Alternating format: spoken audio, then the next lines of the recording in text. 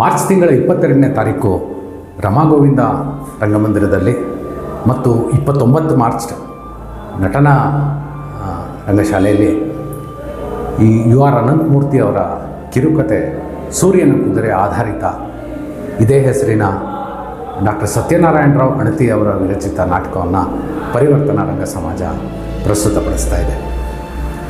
ಆಧುನಿಕತೆ ಮತ್ತು ಮುಗ್ಧ ಹಳ್ಳಿಯ ಜೀವನದ ಬಗ್ಗೆ ನಡೆಯುವ ಸಂಘರ್ಷದ ಒಂದು ಕಥಾನಕವನ್ನು ತಮ್ಮ ಮುಂದೆ ತಂಡ ಪ್ರಸ್ತುತಪಡಿಸ್ತಾ ಇದೆ.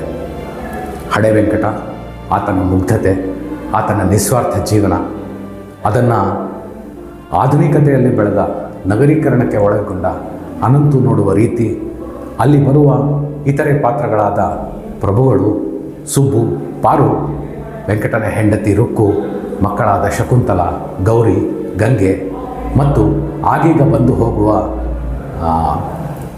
ನಾರದ ಮುನಿಗಳು ಇತ್ಯಾದಿಗಳೆಲ್ಲ ಸೇರಿ ಈ ಕಥಾನಕಕ್ಕೆ ಒಂದು ರಂಗರೂಪವನ್ನು ಕೊಡುವಲ್ಲಿ ಯಶಸ್ವಿಯಾಗಿದ್ದಾರೆ. ತಮ್ಮಲ್ಲಿ ವಿನಂತಿ, ಬನ್ನಿ ನೋಡಿ ಈ ಕಿರುಕತೆಯ ರಂಗ ಪ್ರಸ್ತುತಿಯನ್ನು ಆನಂದಿಸಿ.